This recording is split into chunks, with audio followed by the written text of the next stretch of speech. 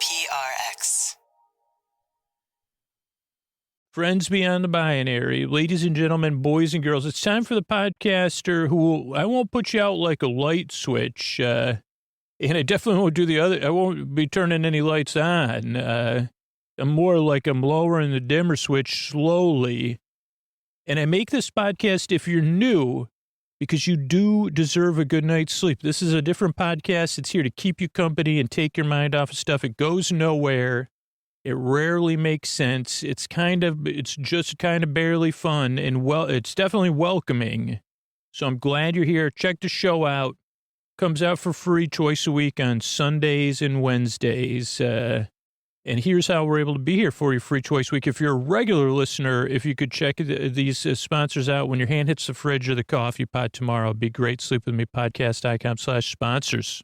Hey, everybody, this is Scoots. This is a part of the show where I ask you to consider becoming a patron, supporting the podcast back for the sleep it provides you, supporting the show for $10, $20, $5 a month, becoming an annual patron if you're in a position to do so. But why take my word for it? Go over to sleepwithmepodcast.com/patron and read about why people support the show. There's a lot of different people that support the show for a lot of different reasons. For some people, it's being a part of a community. It's giving back for the sleep I provide them on a regular basis. It's supporting all the hard work that goes into the show. For other people, it's the ad-free episodes or the all intro episodes. It's the office hours, getting to interact with me and ask questions. So read about it and you say, oh, okay, I didn't even know that was a benefit. Sleepwithmepodcast.com/patron. See what other people have to say about being a patron, what they get out of it. Because it's mostly good feelings, to be honest with you. I mean, there's a lot of, even the good feelings of like, I love this particular bonus content. It's those feelings. And when I think about the stuff I support, it's relatable. I say, oh yeah, but it brings me joy supporting the work that goes into that podcast that I love. But I also get something cool in return. So check that out. Sleepwithmepodcast.com/patron. If you become an annual patron, you save money. We also save money on fees and declines. So it evens out. So sleepwithmepodcast.com/patron. Thanks. All right, everybody. It is time for the Sleepy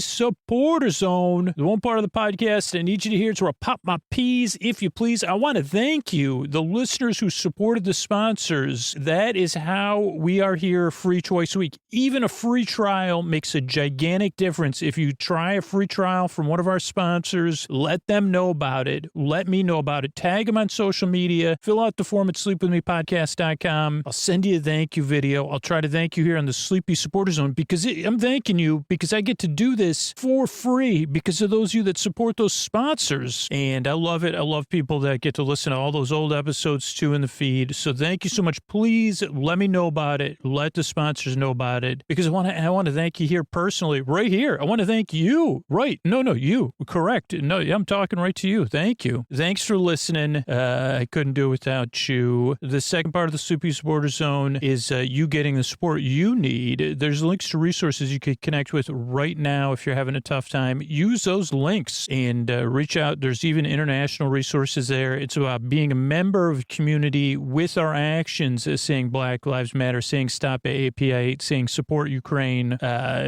taking action to be a part of community and part of positive change. There's links to resources where you can learn more and take action in our show notes. And one thing we're doing as a community, there's listeners like Cornelia, Christiana just bought a shampoo and conditioner. We're building hygiene kits for the Midnight Mission in Los Angeles and for people experiencing homelessness together wherever you are in the world. You could make hygiene kits or you could support the Midnight Mission financially or buy things off their Amazon wish list. However you want to choose to participate, join us. We're doing that as a community via a newsletter at sleepwithmepodcast.com/midnight mission. And I'd love for you to join us. We're doing live shows, Q&As, tons of stuff. I hope to see you over there. And that is it as far as the support for the show goes and the communities around the show. Oh, Mystery Bard, a lot of people help out on this show. Who are they? Posty poster son sounds like an earful. Wrote the theme song.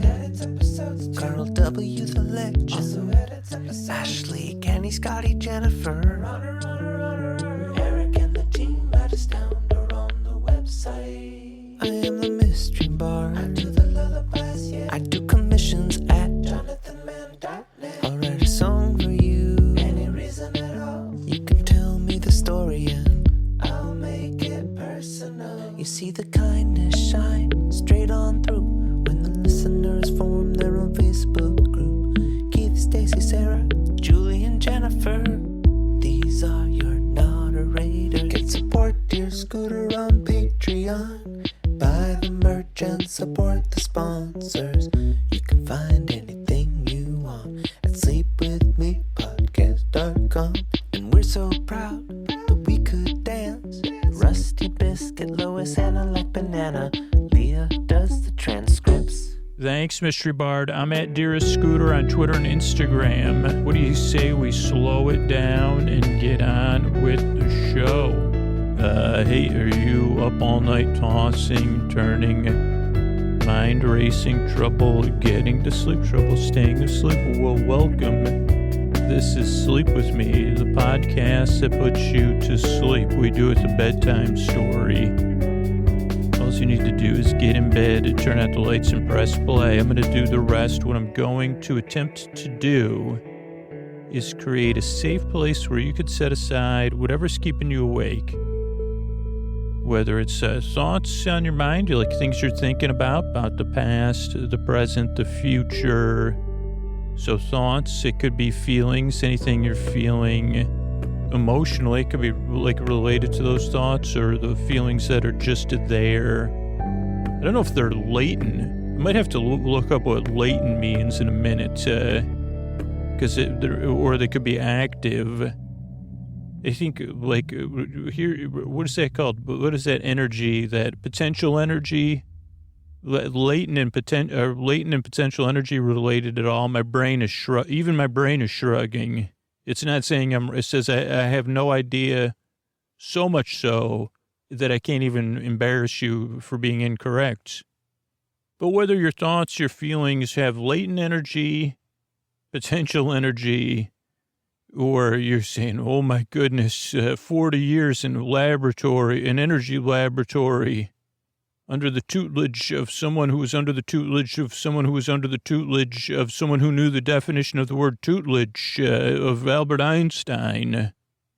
My word, I've tuned into a sleep podcast, so it could be thoughts, feelings, could be physical sensations that are keeping you up, changes in time, temperature, routine, laboratory, tutelage. Could be any type of tooting. Tooting and bedtime does not always go together. You got those under the cover toots. Hopefully that's like a limited thing. You got horn tooting. Not many horns toot anymore, but they go toot, toot, toot. That's a very polite way of calling it a horn. Or a ship. You could have a ship going by. How come trains don't go toot, toot, though, do they? They go choo, choo, choo. I guess they could go toot, toot, toot. Root, toot, toot, and train. I hear a lot of trains. I hear three kinds of trains, actually. Freight trains, BART trains, and Amtrak trains from my window. But they don't really keep me up. But whatever it is that's keeping you awake, I'm here to take your mind off of that and keep you company while you fall asleep. And the way I do that is I'm going to send my voice across the deep, dark night. I'm going to use lulling, soothing, creaky, dulcet tones, pointless meanders, superfluous tangents. What that means is my voice is not always, it's not traditionally soothing, but you may find it relaxing and distracting and comforting. And then pointless meanders and superfluous tangents, you kind of already saw those, like where I go off topic, I get mixed up, I forget what a word means, go back, try to figure that out. Maybe we'll look it up in a minute here. And then, all to keep you company so you can fall asleep. Why do I make this show? What is the purpose of this podcast? Why does it? These are all legitimate questions. I'm not being ironic. Why would anyone listen to this? These are really good questions if you're new or if you're a regular listener. And if you're new, you might be skeptical or doubtful or confused or irritated. Totally normal. If you've been having trouble sleeping like a lot of us have, and you've tried a bunch of stuff and then you Googled this podcast or someone recommended it, Yeah, it's like this show is a bit different. And I'll try to explain everything, but the reason I make the show is twofold. One, I've been there in the deep dark night, trouble getting to sleep, trouble staying asleep, trouble waking up, over all that stuff, those thoughts, feelings, mind racing, physical sensations. I've had different stuff. So that's like one thing is I know how it feels. Like deep down, it feels not great. Or I start thinking about bedtime a day or two ahead of time. I say, oh no, Sunday's coming. And it can be lonely there in the deep dark night. So that's one reason I make the shows, because I know how it feels. And I know it's nice to have some kind presence there to keep me company and say, hey, that must be tough. I'll be here to kind of keep you company and take your mind off of stuff if I can.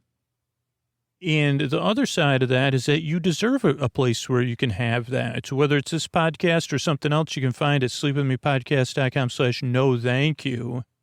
But you deserve something that's going to keep you company and take your mind off stuff. A bedtime that you at least feel neutral about, but a bedtime you could look forward to be great.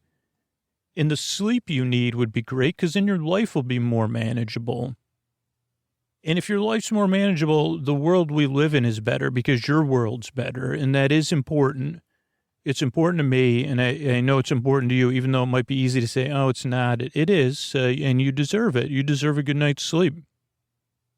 So that's why I make the show. This is a couple other things to know. One, almost no one likes this podcast on their first listen. I mean, a percentage of people do. But for the most part, it takes 2 or 3 tries to get used to the show. It's just very different. It's very strange. And that's not my word for it. I would have thought it would be like, oh, okay, I definitely don't like the show, or I could but most, more than hundreds of thousands of people, probably 1 million people have said, took 2 or 3 tries for me to get used to that show. So see how it goes. And see if you like it. Like, we don't gain anything. Regular listeners are what keep the show going. So just see how it goes. There's no pressure to like the show, but give it a few tries, see what happens.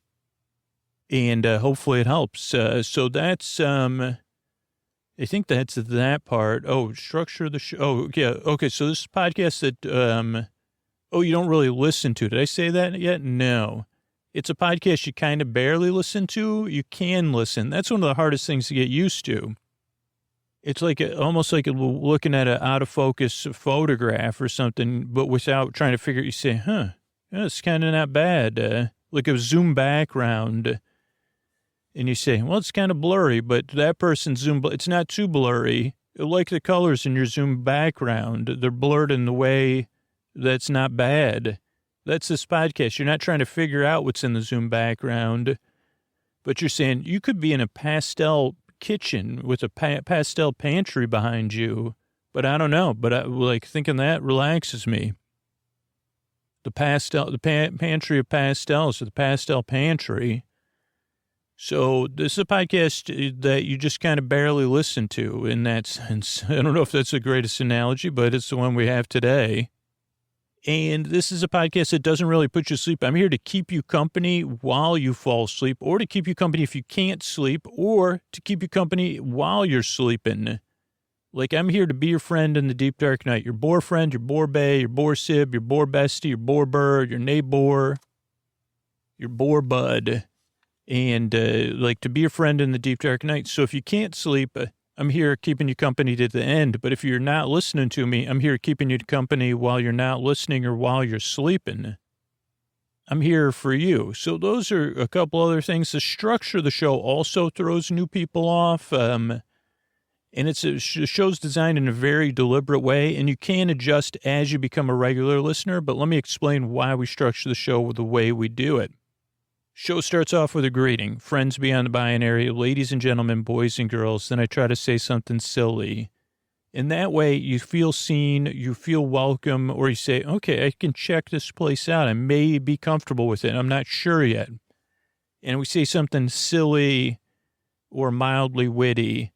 So that you say, okay, the tone of the show is like a little bit goofy. So that's the beginning. Then there's support. So the podcast can come out twice a week for free wherever you want to listen to it. And that's the sponsors and the people that support the show directly enable us to do that for you for free. It's optional. You say, oh, yeah, I can. I'll listen a couple times. Maybe I won't like it. So, yeah, no pressure. Or I'm not in a position to support the show. I'm just a student or I'm a new parent. Yeah, no worries. We're here for you for free. Twice a week, whatever podcast app you want. So that's the first part of the support. Then there's support for listeners. Then there's support for the communities around the show. Then there's the intro, which is separate from the support. And the intro is a show within a show where I go on and on and on trying to explain what the podcast is. Never quite successful, never concise at all. And for some people, that they think it's part of the support, but really the intro for a new listener, you say, oh, okay, I get the style of the show now. You're going nowhere fast or slow at the same time. You're treading in like a goop. And I say, oh, yeah, you know me already. Congrats. And so I don't know. The reason it goes on and on and on also is there's a lot of on and on and ons is for a lot of listeners, the regular listeners, their pets, their fishes. What up, my fishes? And that, when I say what up, my fishes, that applies to all. You know, every once in a while, I'll tell people to kiss their own shoulder or their bicep and say, good job kissing that bicep. You know, any bicep is good or whatever you want to call it. Your arm, yeah, let's just call it a bicep. It doesn't have to be like a movie bicep. It's just that thing. Some people will kiss their shoulders, but I've been told that, you know, that's not as easy. Even for me, I guess. So, yeah, let's stick to let's kiss that bicep. What does that have to do with anything? Well, what does that have to do with the intro? Well, the intro is different every time. So whatever is keeping you awake can't quite adjust. And it takes 15 to 20 minutes or so that it eases you into bedtime. It gives you a break between getting ready for bed and falling asleep in the bedtime story.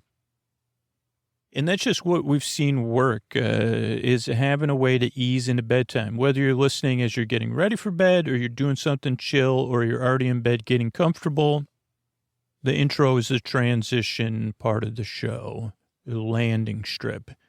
Then there's what comes after. Oh, then there's support again for the show, so it can be free twice a week. And then there's a story. Tonight it'll be something we're trying new, a little like a Bay Area adventures, travel tips, or off the, you know, whatever. I'm not quite sure because it's new. And then there'll be thank yous at the end. So that's the structure of the show. That's why I make the show. Let's see. So let's look up latent, Latent. I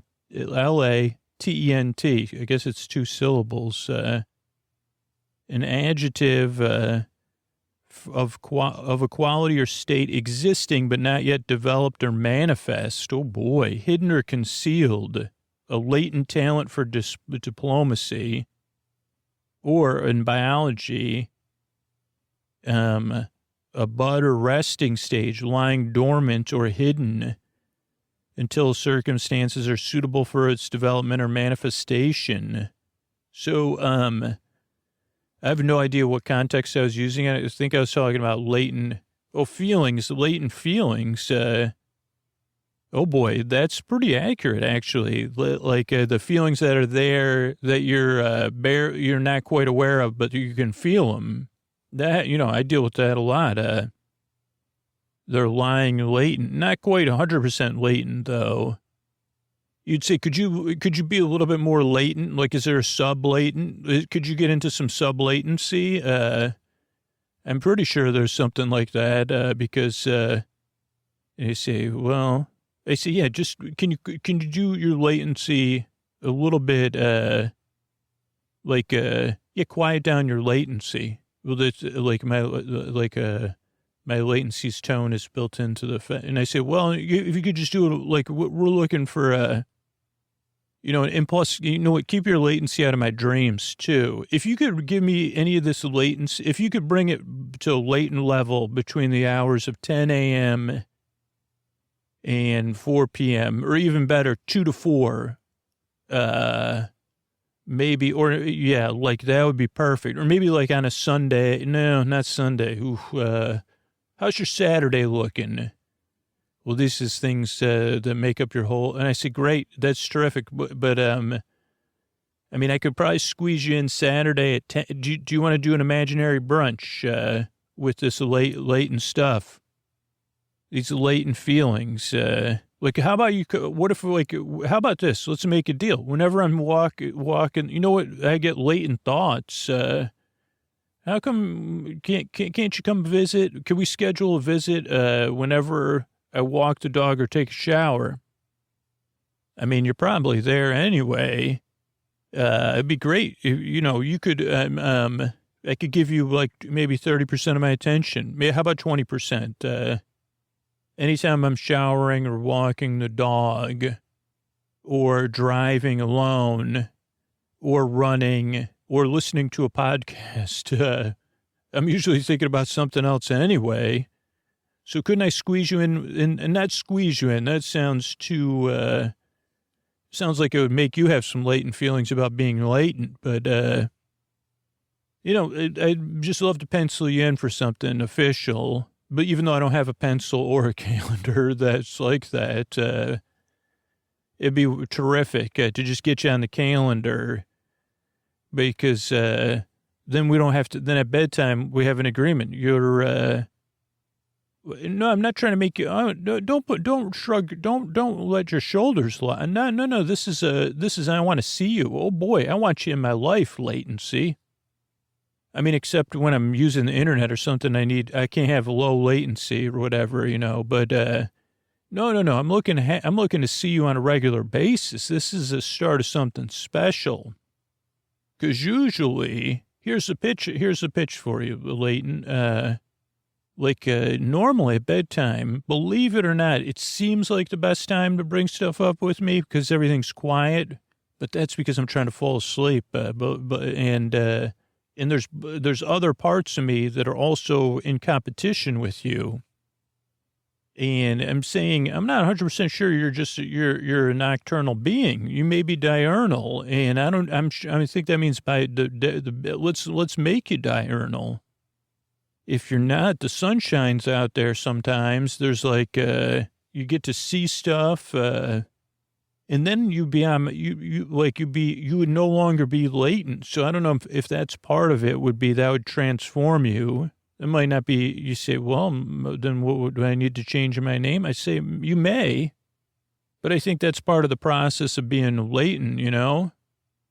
So, yeah, I mean, I don't know. I'm glad. I'd love to have you more in my life. I'm really saying that. I'd love you to be. I'd love to be giving you 30% of my attention, which is more than I give almost anything.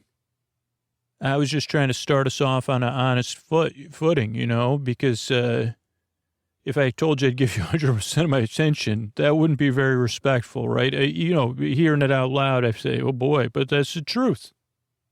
I mean, just think about my poor dog. She's walking. Now, meanwhile, about 40% of my brain at all times is, we'll just call it concerns. And then that leaves about 60% left. 20% we could throw out to a generalized confusion. I don't know. What does that give us? 20. But I'm telling you, I'll pull some from those other things. Don't worry, I won't take anything from paying attention to the, you know, bathing part, you know, the cleaning. Well, if you could keep an eye on me while we're talking, if I'm bathing, just make sure my feet and my armpits get clean, but not before I wash my face, all right? Because I don't have a specific order. I never developed a specific, we could work on that.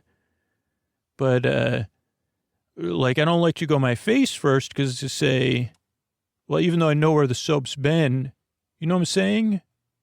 But then sometimes I forget. They say, did I wash my armpits? Did I wash my feet? Am I boring you, Leighton? That's maybe why.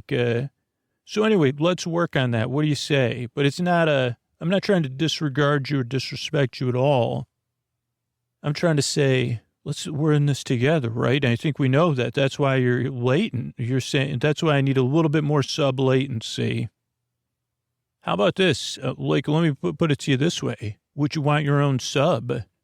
I mean, who would turn down a submarine, right? Latent in a sub. Instead of sub-latent, I'll put you in your own submarine. You'll be cruising around after midnight. You know, maybe you're sleeping, maybe, I don't know, maybe it's a club, the latency sub club. You could do whatever you want in that submarine. And, I mean, if it's something cool, like, let me know about it.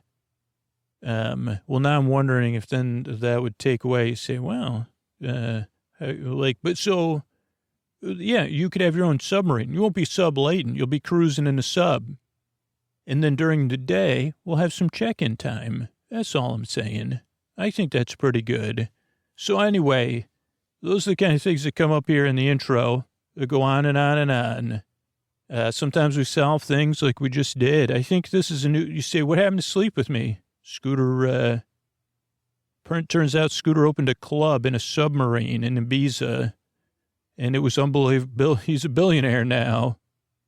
He's a billionaire club. He has sub clubs, in, the Thames and other places. And it's pretty cool, right? It's all in his imagination, though. So I'm glad you're here. I really hope I can help you fall asleep. I appreciate you stopping by. And here's a couple ways I'm able to do it for you for free twice a week. Hey, everybody, it's Drew Scooter here, and I'm here to talk to you about becoming a patron, supporting the podcast that puts you to sleep, essentially paying for a free podcast, paying for the work that goes into the show. But before you think about that, first question is, are you in a position to support the show $5, $10, or $20 a month? If the answer is no, don't worry about it. There's enough people that can support the show and keep it free for you, too. But if you are in a position to support the show $5, $10, or $20 a month, and you say, well, what else are you spending $5, $10, or $20 a month on a regular basis that you use in a comparable way to Sleep With Me? Does Sleep With Me put you to sleep every single night? Think about supporting it. Do you count on Sleep With Me? Do you look forward to listening to Sleep With Me? Do you listen to multiple episodes of Sleep With Me? I know I look forward to having ice cream. Maybe you pay for that cup of coffee you look forward to every single week. Maybe you look forward to paying for that movie service you use once a week on the weekends. Do you sleep with me more times a week than that $5 cup of coffee? Do you listen to Sleep With Me as much as you use some of those streaming services? If the answer is yes, and you're in a position to support the show, you get a lot out of the podcast. Think about supporting it. sleepwithmepodcast.com/patron. That's sleepwithmepodcast.com/patron. sleepwithmepodcast.com/patron. Thanks, everybody. All right. Hey, everybody. Scoots here. And this is a different kind of episode. And like totally new. And so it should be interesting. And I don't know if this may be created in two parts. I'm not even sure. And I didn't know if this would, so I don't know. So this is like a couple days in the Bay. And the idea of this one is maybe to find some, I wouldn't say they're underrated gems where you live or where I live in this example, but a couple like half-day adventures you could go on. Now, I guess if you were coming to the Bay Area, if you live in the Bay Area, this should be on your list, or whatever I talk about in this episode. Say, hey, add this to your list. But the reason it's good to sleep to is it won't be anything exciting. And if you're coming from out of town to visit, probably wouldn't necessarily need to do this unless it's your fifth time coming to the Bay Area for a visit. So I don't know if that's what do they call that? Lurism. Like a local tour, because it's not really a staycation, because it's just a day trip. Stuff to do, I guess they'd call it. And I want to encourage you to do this because one, it's something I fall in and out of. The more I fall into a routine, the less likely I am to go on local adventures, and then I have to kind of re-spark that for some reason. And it always, in my mind, seems more difficult than it necessarily is. Don't know why, but it just is. So it's something I'm working towards changing. And so I'd like to take you along on this day trip here. where we'll be going out to Antioch, Pittsburgh, and Walnut Creek. We will be eating at a chain restaurant. And I don't know how many historical facts I have. I can look some up on Wikipedia, I'm sure. But let's take the journey. Let me look on a map, actually, of some of the places we'll journey, because that's a part of it, you know. So if you're in the Bay, what you first want to do is, depending on where you are in the Bay, is you want to get to 680 North. So for those of you in San Francisco or the peninsula, well, if you're, depending on where you are in the peninsula, it'll be different. But if you're in the east, in the Oakland, Berkeley, the East Bay or San Francisco, you're going to take 24, and you're going to connect with 680. And you'll take 680 North. Now, this is where it gets confusing. It got confusing for me, is that there's a road called 242, which I think is also 680. I don't know. And you're going to take 242 North, where 680 splits off and heads northwest. You're going to take 242, which heads north or a tiny bit northeast. And by this time, on 680 and 24, you'll be passing through Walnut Creek, Pleasant Hill, Concord. And then you'll get out there and you'll hit, I don't know, what is it we hit here? Don't worry, I got a map thing open. 4. Though you could take Willow Pass Road. We did not take it. I was just following the directions that were given to me. And here's the thing, this part is all you could take BART for some of this, not all of it. So I can't give you advice for all of it, but this is pretty cool. If you haven't been out here, you get to start to see some things you haven't seen before, and you'll see some industry. You'll see those rolling hills I talked about. You'll see Mount Diablo at some point. And then you'll start heading east on 4. And you'll be to your left will be Sassoon Bay and what is that called? The Delta, right? That's what they call that. The Sacramento Delta. I think that's what they call it. And we'll start proceeding through, you'll start heading west. And as you see the hills, you'll see some open areas. And some open areas that may become housing soon that used to be U.S. property. And you'll eventually pass Willow Pass Road. We couldn't tell, honestly, if it was a school or a movie theater under construction. Pretty close to Willow Pass Road, I think, but it may have been further along. You do a little bit of an elevation gain before you come back down. And again, yeah, you'll see the, I guess what is this, where the Sacramento River meets, the San Joaquin River? Is that what it is, Scoots? I don't really know. There's Stockton, Rio Vista. That is the San Joaquin River. I'm trying to figure, I'm working with you. Don't worry, buddy. Sacramento, deep water ship channel. So there is a way for ships to actually get to, Stockton, I believe, and, Sacramento, through this delta, but I don't know. Other than that, the answers are not coming. San Francisco Bay, Estuary, Research, Grizzly. I'm just looking at a map here. But anyway, you're going to continue heading east. You'll pass Pittsburgh, Bay Point, then Pittsburgh, and eventually get to Antioch. Oh, before you get to Antioch, so between Pittsburgh and Antioch is where we'll stop. But first, I want to say, I think I took Highway 4 one time as an experiment all the way to Stockton. So let me see if that's possible. Oh, yeah, it connects with Vasco Road, too. Well, that's interesting. Let me see if I took it all the way there. Just one time I had to do something out in Antioch or Pittsburgh, and then I had to go to Stockton, I think. And yeah, I did take it all the way to Stockton.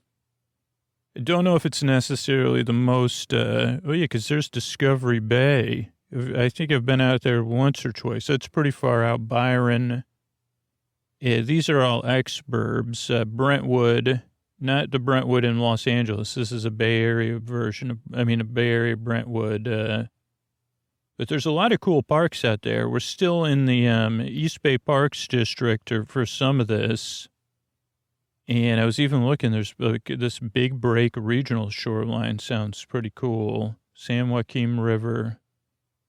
And, the Sacramento River and the San Joaquin River, enter this delta, or whatever you want to call it, that goes into the bay.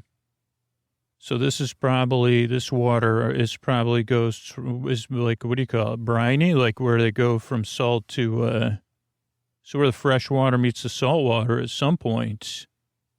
San Pablo Bay. But yeah, so at one point I did take Highway 4 all the way to Stockton. It was not efficient. I don't know if I thought it would save me time or I just wanted to see if I could do it, but I did do it. Oh, there's an Antioch water park. Never heard of that. At the Antioch Community Center. So it looks like their community pool. Okay, but where we're getting off here for now is, let me find my thing here. Where do we get off? Somersville Road. And it's a big intersection on Highway 4. And it looks like it is officially in Antioch, but right in the middle of Antioch and Pittsburgh. And we're going to head south west, I guess. So you're basically going to go right on Somerville Road. And you're going to take Somerville Road. Oh, but this is imaginary. So ahead of time, what you're going to want to do is go to the East Bay Parks website.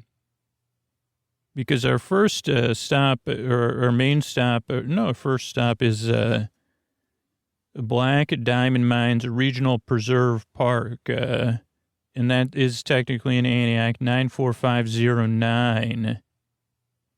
And so it's at the end of Somerville Road. But you do want to make a reservation ahead of time for one of three. There's 3 different tours you can go on. There's there are different places where trying to think of what's most sleepy. Some of the stuff's there's nothing not sleepy about what we're going to do. But for some people, it could be archetypally not sleepy.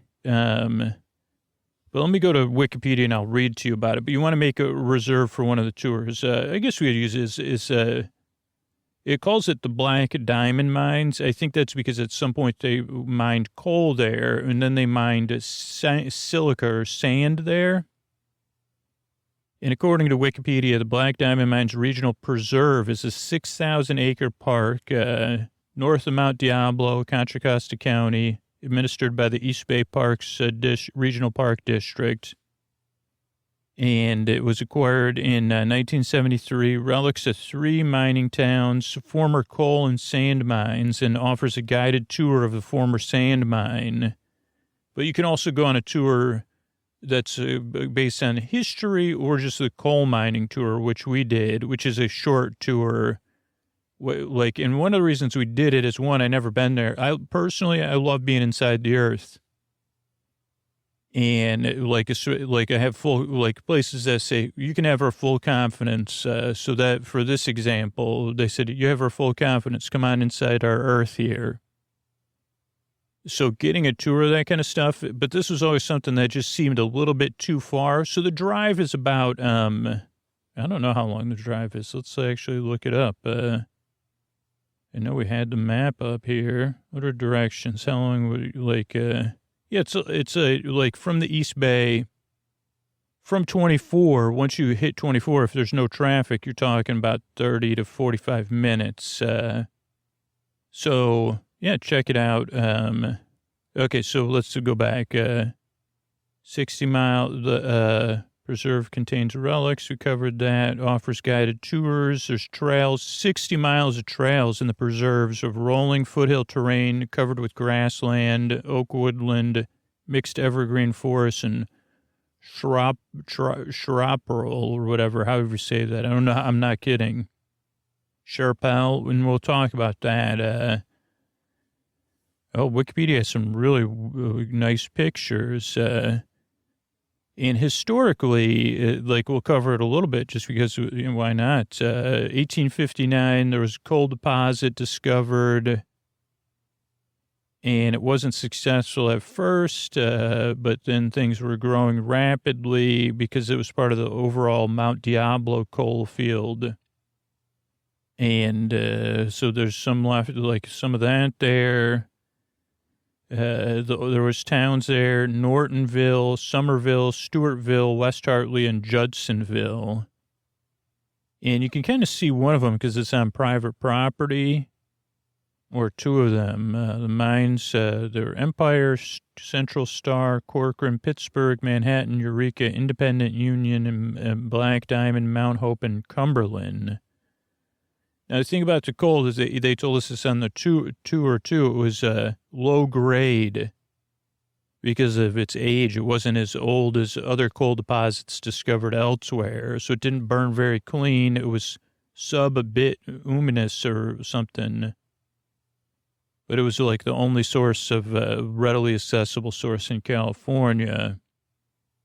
And it was carried to the San Joaquin River by 3 railroads and then put on barges for Sacramento, Stockton, and San Francisco area stuff. And then as better quality coal became available and easier to ship, they said, okay, that's not great.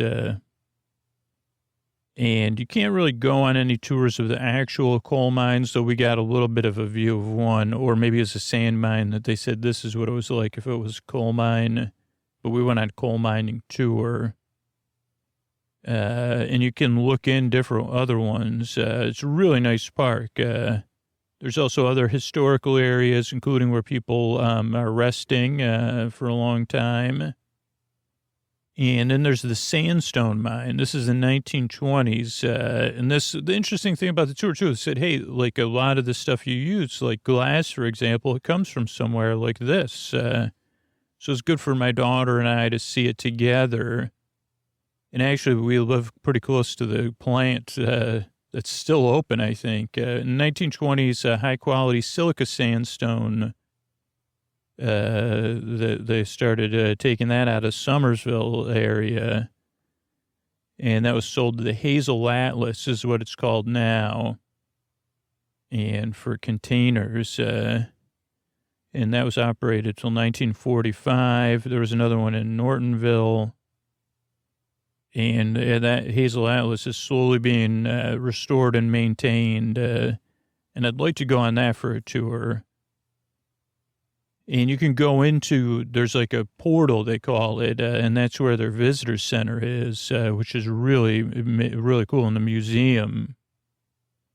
Let's see. Recreation, you got great views of the Mount Diablo and the River Delta, a lot of wildflowers, wildlife. We saw some birds, and the park is open year round. 2016, someone else donated some more land to it. So I think that's it for the history. Let's cover that, however you say that word, because we went on a hike. Okay, so let me tell you, give you more directions, then we'll go to more facts. So we drove up Somerville Road, then you enter the park, and then you go on a winding road. Now go slow, because there's people doing biking up and down the hill. And you do a slow elevation gain going up the hill there, and then you park, and there are, now you do have to, go to the visitor centers a bit away, I don't know, like a quarter mile maybe from the parking. So make sure you have sunscreen, water, a hat, maybe some, the kind of stuff you'd bring on a hike. And it can be pretty warm out there. The day we went, it was not. It was windy, and the sun was out, but it was not warm. It was not hot. And so I drank 2 Coke Zeros, so I used the PIT facility, a pit-based water closet, and then we headed up towards the visitor center. We checked in. We were early. We watched a film from an old episode of Bay Area Backroads, covering the mine and the surrounding park, and looked at some of the exhibits. Then we went for a hike on a trail. I think it was called Chaparral.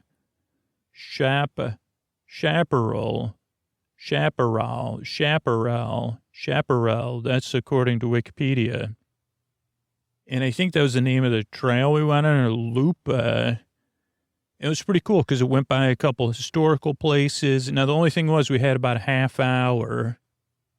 And it was a really nice hike, but then it was a loop a bit. I don't think we knew how long the loop was. So then we started getting under a time crunch. And you know when Scoots gets under a time crunch. So the first part of the loop that we went on went uphill. And the second one went downhill. But this Chaparral, that makes sense. I mean, remember, I'm dyslexic. So this stuff, when it's not a sight word and it's very confusing like this, it is really not easy for me. But it's a shrubland plant community.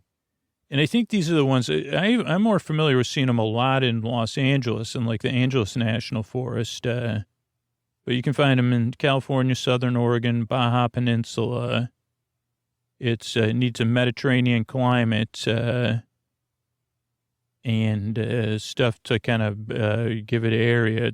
They're summer drought tolerant plants, evergreen leaves, which is different than coastal sage scrub, which is found on other drier slopes within their biome. And there's other closely related shrubland systems in Arizona and Texas. But yeah, these ones, they need, you could see them, yeah. And then it's, let's see, mature chaparral is characterized by impenetrable dense thickets. And they do get dry, so you got to watch, you got to take care.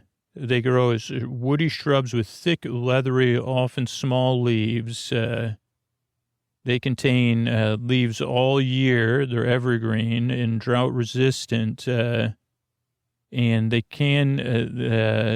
they do flower occasionally after the first rain. Let's see. I think these are the ones with the red bark. I don't know. That's what I mean. I would have thought they would have led with that. So maybe I'm talking about two different plants. Maybe that's Manzanita. I don't know. I guess we got to look up Manzanita now just to cover me because I'm not seeing the bark. And the bark. Oh no, there you go. Oh, Manzanita. There we go. Oh boy. So I don't know my chaparral from my Manzanita. Which, I mean, I guess is not surprising.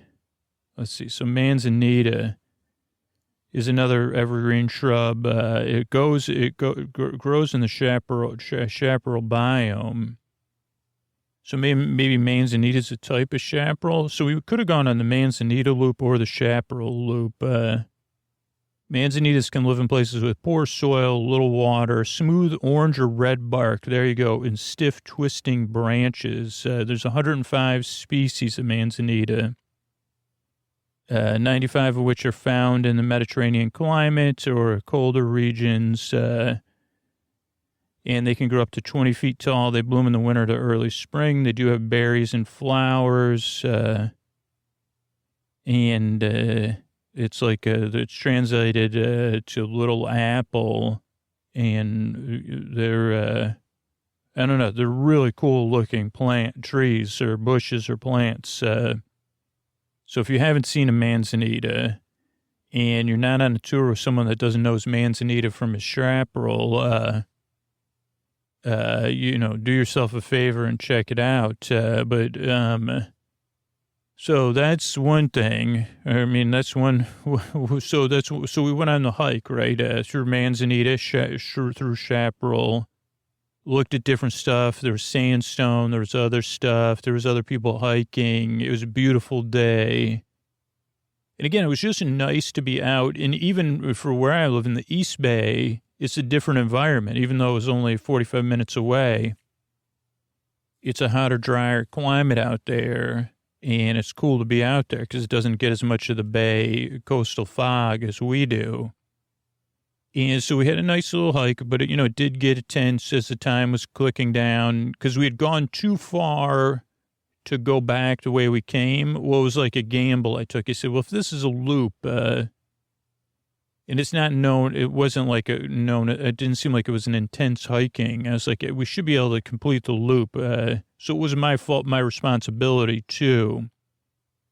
But we completed the loop literally with like 1 or 2 minutes to spare before the tour began. But then people showed up to the tour late anyway. And then we went on a nice tour. We got to see these East Bay Park tours are really well done. They had photos. They had a piece of coal. There was also larger photos and murals on the walls that we stopped and looked at. There was historical exhibits. So we kind of got an idea of what it was like for this tour to take coal out of the area and the process of doing that and the uses. And then a brief touch on the history, specifically in the history of these towns that would spring up and then move on to the next coal town. So it was nice and really well done tour, really nice thing. I highly recommend it. Again, if you live in the Bay Area or the East Bay, you may have gone on. Did I talk? No, I guess I went on a tangent before I finished this tangent. So this is something I'd always wanted to do. And then my daughter, she was supposed to, that's a big school field trip. That's what my point I was trying to make, that you go on. And her school field trip did not, the day of the field trip, she was not feeling well. So she didn't go on the field trip. I think it was in 4th or 5th grade.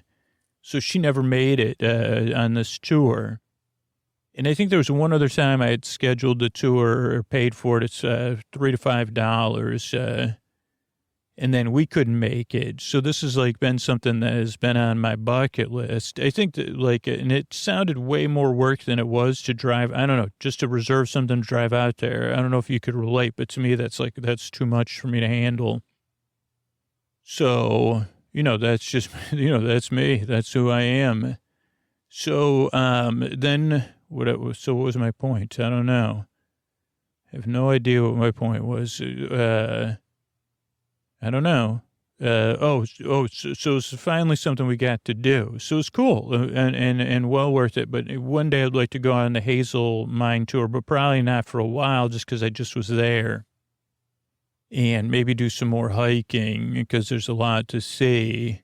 And my daughter didn't have the best shoes and she's not big into hiking. She enjoyed the hike we went on. Also, I prefer hikes with, mountain streams that we can jump in, just who doesn't? Okay, so we did that, right? We've recovered. We got that covered, right? So we did that. Then, the next stop was lunch for us.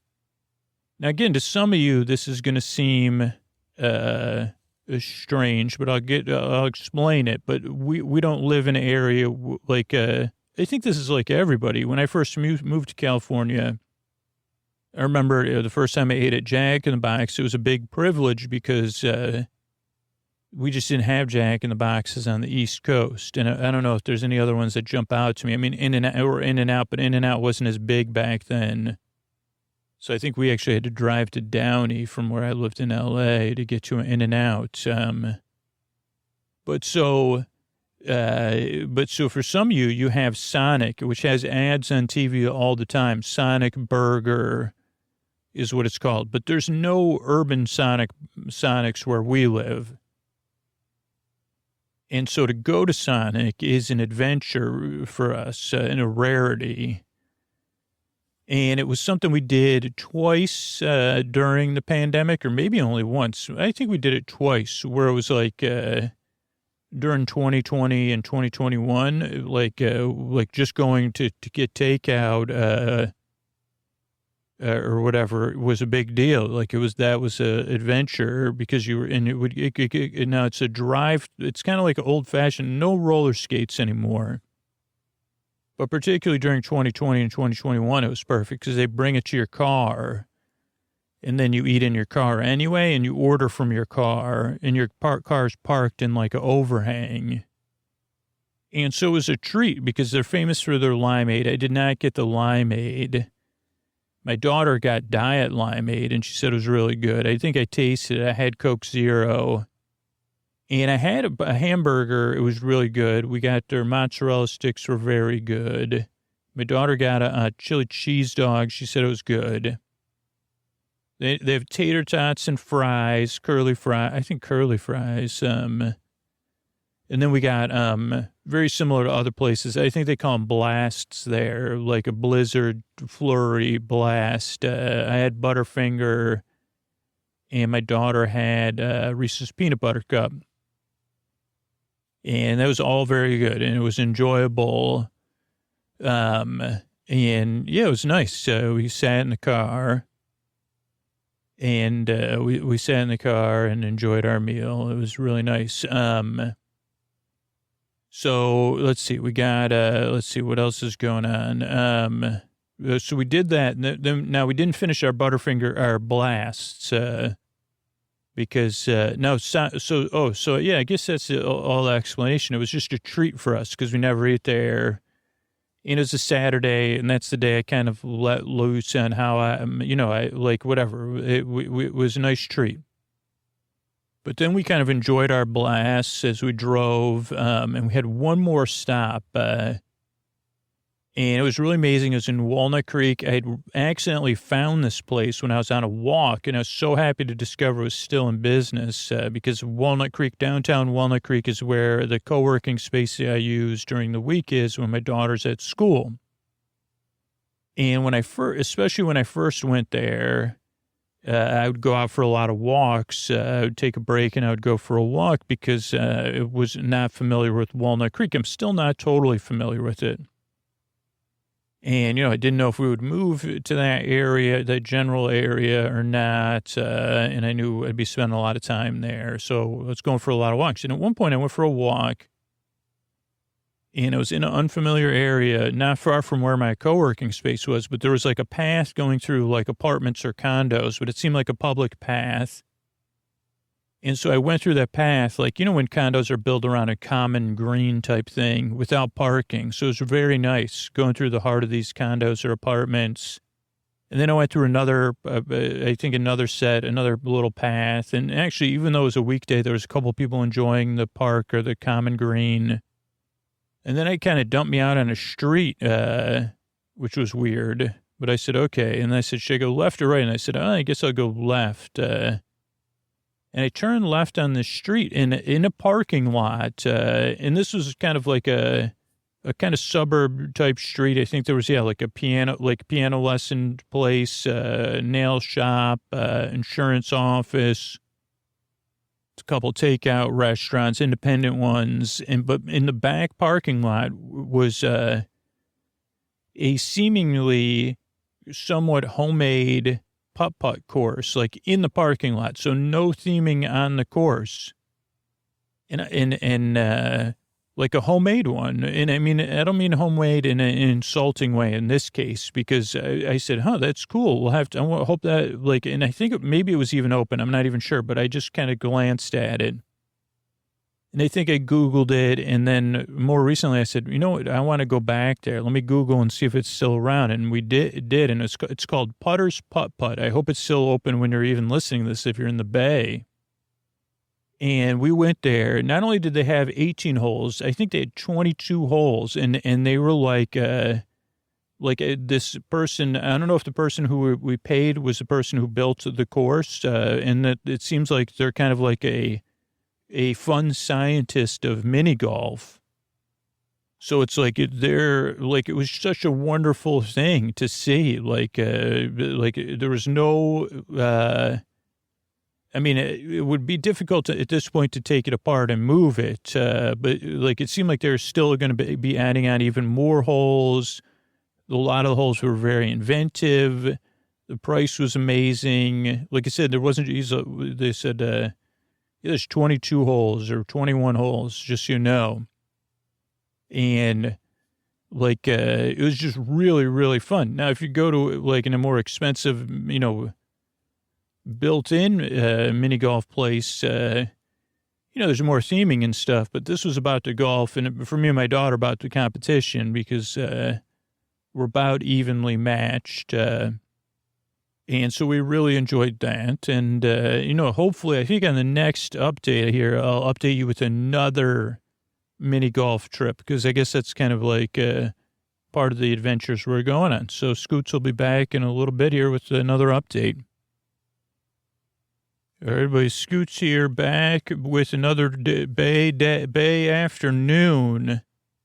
Now, for this one, we're going right to San Francisco. And you could walk it. I probably suggested walking it, taking public transit, but you could drive. But how you get there is not important as getting there. And you could plan an afternoon.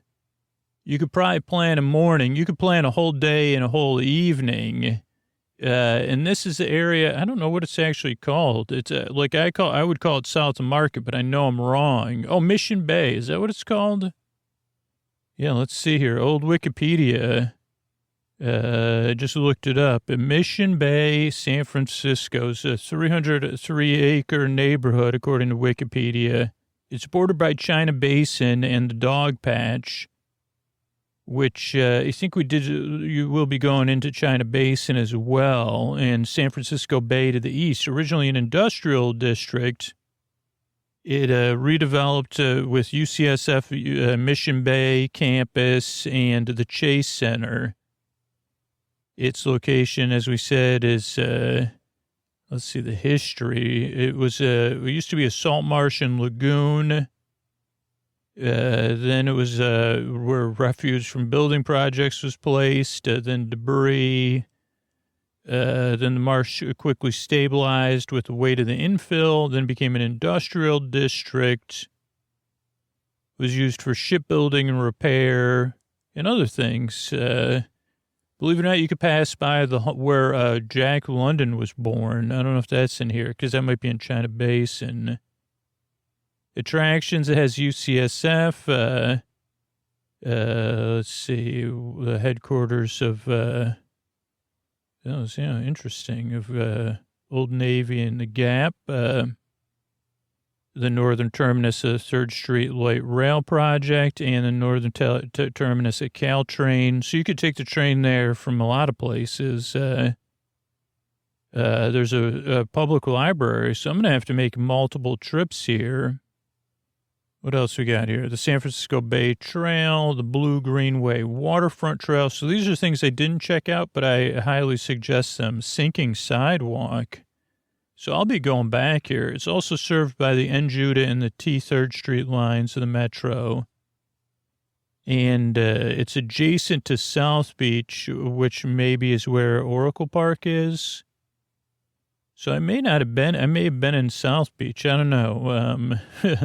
But Mission Bay is, I could see some UCSF stuff, but whatever.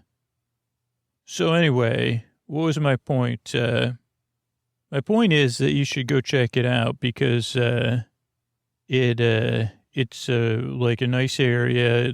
All those areas. So basically, let me see, if you're not from San Francisco, like you could, between the neighborhoods that are south of Market, I believe is what the area is called. So you got China Basin, Mission Bay, South Beach, I guess. And you could you could even go, if you really like a walker like I am, you could go walk from the Ferry Building under the bridge along the Embarcadero and the waterfront. Maybe stop at, there's two famous burger places on the water. There's also the Delancey Street Cafe. And then you could keep walking. You could check out the Giants Stadium. You could go to a game there. You could watch it from the outside. When we happened to go, it was a big sporting night. Now, we went early. because of this. So it was bustling. What a great, and what I love is a bustling area when I'm in a good mood, and I happen to be in a good mood. So I was prepared for some bustling. So we saw the Giants were playing the Dodgers that night. And so we saw a lot of Giant and Dodger fans, being friendly and loving towards one another. Mostly people were getting ready to go to dinner or to a pub or whatever, because it was like round dinner. It wasn't, I think it was about 3 hours before the game. And then also you saw a lot of people in Dubs jerseys, so the San Francisco Warriors or the Golden State Warriors, I guess. And they were going to Chase Center. Now, there wasn't a game at Chase Center, but you could watch one of the NBA final games from within Chase Center or outside of it. Now, this was not on our plan. Also, just because I love walking, my guest, who is my daughter, she does not love walking anymore because, it's like what a way to have your child rebel against you, not liking walking anymore. But I probably walked her too much. So I guess if you're going to rebel, I say, okay, well, at least you'll do stuff. You just won't walk as much. So I couldn't really get her to do a lot of these walking trails, but what she would do is walk 18 holes of miniature golf with me. But what I'm saying is there's a lot to look at. If you're into adult, beer and stuff, there's a lot of places to go have a drink. There's also a lot of places to eat, which is part of what we're doing. And so we're going to the Stagecoach Greens, which is a mini golf place within this area, San Francisco, called, let me look up. Well, the mini golf place is called Stagecoach Greens. But there's also, it's adjacent to this food truck park called Spark Social. And so it's really cool because and especially if you're like, again, they had a bunch of places to get, not like adult drinks, soda drinks, there's soda stuff, And so there's like 2 blocks of food trucks, plenty of seating, and there was plenty of shade. And so we got there. We'd made a reservation. Here's one thing. If you're going to play at Stagecoach Greens, make a reservation. I think you have to in order to, like, you make a tee time and you pay for your ticket ahead of time. And we had that. We were actually early, surprise, surprise, when you're with Scoots. And so they said, you're early, and we got a large party in front of you. So can you come back at your tea time? And it happened that my daughter was a little bit hungry, so we got some fries and a lemonade from a stand. And I'll say the fries were really good. The lemonade was not good. It was a little bit of a disappointment. It was over $3. And I'll be honest, it wasn't even worth $1. So that was a little bit of a frustration, but, not the end of the world because we needed our liquid. So, but the fries were excellent. Holy mackerel, were these good fries. So that kind of made up for it. They were from the same truck. And then we proceeded to play some golf at Stagecoach Greens, which is, it's a well-themed course. Now if you're, it is, wouldn't say it was super challenging. And, I'm just getting it, this is only this is like, I'm not really good at mini golf, but it was fun. And I'll just run through, there's 18 holes. It was very busy. So you had to we packed our patience and we used it. And we just even with the reservations, it was after work on a Friday night, I think. And so there's a lot of going on. So I would recommend going in off hours, like on a weekday during the day or something. But let's see. So you had the Rocking Stone, Barbary Coast Saloon. That's hole 1 and 2. Immigrant Trail, which was a mountain. Stagecoach Wheel. Sierra Mining Tunnels. Gold Rush place where people rest, then a gold cart, then the railroad joining the nation, Mission Bay, Shipyard. Alpha in the Air was funny. It was like Rock'em Sock'em Robots, but with skyscrapers. Each hole also had a little history panel, which was cool, and a sound effect. So those two things were nice also to experience, in my opinion. Sutro Fog, that was a really nice hole. Splash Hit, that's for the Giants Stadium. A Walk in the Woods was Golden Gate Park. I Felt That was, what's that, Fuller House, or a Victorian. Ocean Beach Bonfire. Spirit of Invention, Dragon's Gate, and Eureka. And so they were nice holes. It was a nice golf course. It was outside. I mean, which again is a rarity in San Francisco. I think this is the only outdoor mini golf course. Seems to be independently operated. I think they maybe they have one other course in Denver. I can't remember. I thought that came up. A little, San Francisco prices, so prepare yourself. You got to pay ahead of time anyway. And very busy, but we had fun. Let's see. I did have 3 hole-in-ones, which for me is pretty rare. So, I mean, I think on the second hole, it was a nice shot. That was straight down the middle. It wasn't a trick shot. You just had to go under something, so you couldn't see the hole, but you could tell where it was. On hole 4, that was a result of a mulligan, I'll be honest. And then I got 14. Oh, so 14 was a hole in what so 14 and 4. So I only had actually 1 hole in 1 because the other 2 we each get a mulligan on the front 9 and the back 9. And while I don't note it, I did remember that is where I got what was my worst hole? Great question. Hole 6, I maxed out at hole 6. That was that was just a long hole. That was a gold rush place where people rest at the big farm. And I think it was just a matter of, I think I also missed 2 close putts. So it's probably I was going for a 3 and then missed the 3. Then I missed the 4. And I do remember that was like, I told my daughter, I'm like, okay, this kind of puts us close to even again, which it did wow, I think we tied the front half. I was only up by 1 stroke, and then we tied on the back half.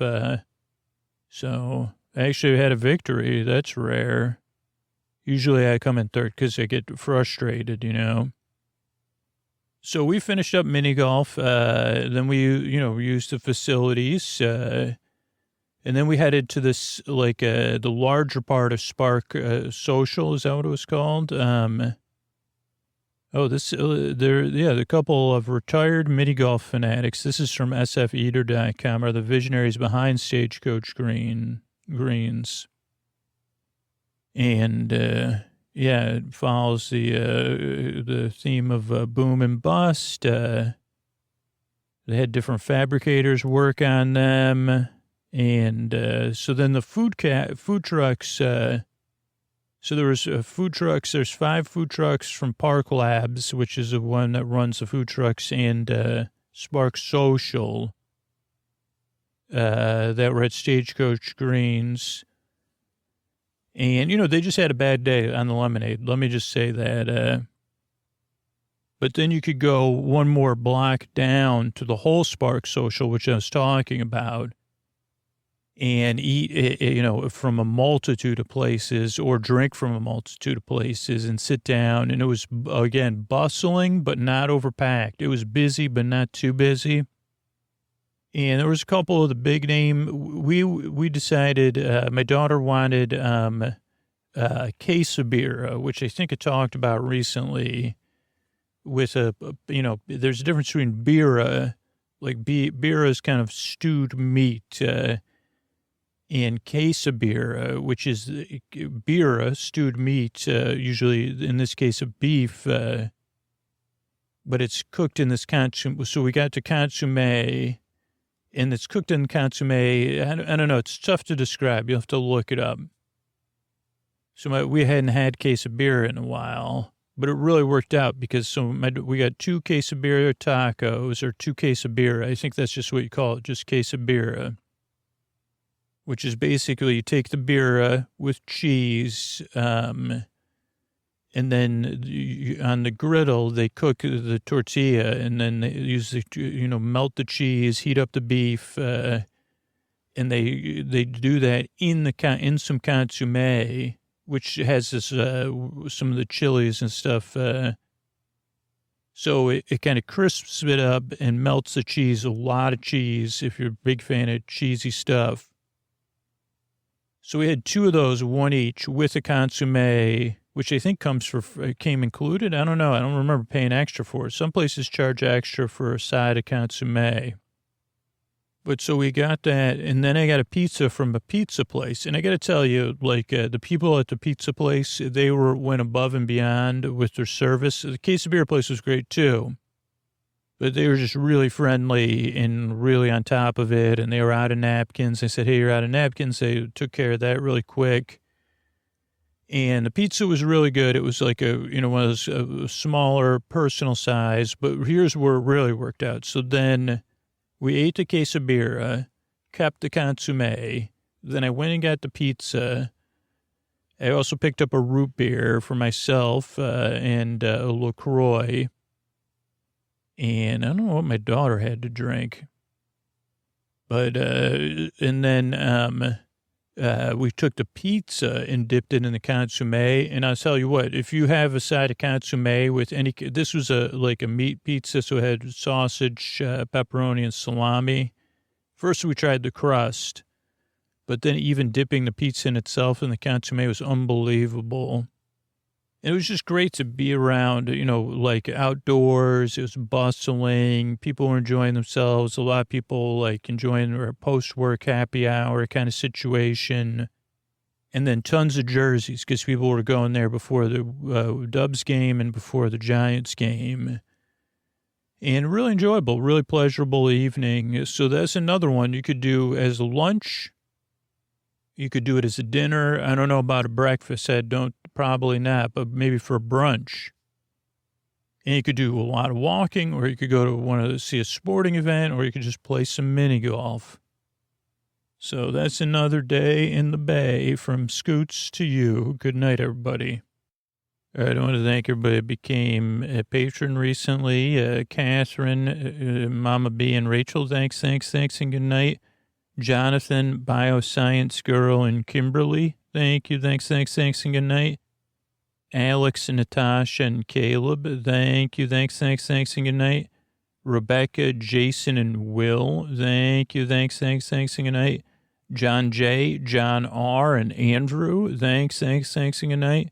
Tron, Nancy, and Lindsay, thank you, thanks, and good night. Trond, Shane, and Jennifer, thank you, thanks, and good night. Melissa, Megan, and Purple Danielle, thank you, thanks, and good night. Shy, Justine, and Dakota, thank you, thanks, and good night. Nicole, Halazaka, and Jennifer, thank you, thanks, and good night. Lisa, Robin, and Sheen, thank you, thanks, and good night. Amber, Jared, and Jackie, thank you, thanks, and good night. And Stacy and Diana, thank you, thanks, and good night. Thanks, everybody, for supporting the show and being here. I really appreciate it. Thank you so much. And, this is the end of the show. For some reason, I thought it was the start of the show. Couldn't do it without the patrons who support the show directly or the people that support the sponsors. That's how we're able to be here for you for free. And we grow as a podcast by people spreading the word about the show. That's how I'm able to be here and keep the podcast growing, just letting people know about the podcast. And what else we need you to know? Oh, we've gotten up from 200 to almost 500 episodes in the free feed because of these Tuck You In sponsors. So thanks so much. Thanks and good night.